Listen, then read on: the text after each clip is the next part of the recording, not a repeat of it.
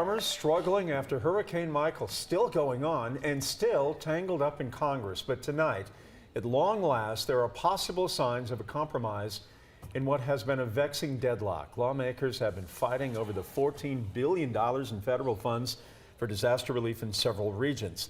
The sticking point, how much Puerto Rico should get in the wake of Hurricane Maria.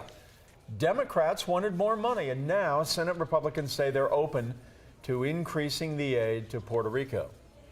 I believe I'm correct that this has taken longer than after any previous disaster to address the problem. It's all over the South, all over the Midwest.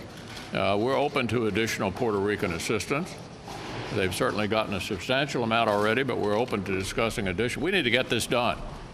Indeed. Senate Majority Leader Mitch McConnell says he'd like to see an aid package pass by the end of the month, Memorial Day, and that would be relief for Georgia farmers who have waited 7 long months for federal help after Hurricane Michael caused billions of dollars worth of damage to their crops.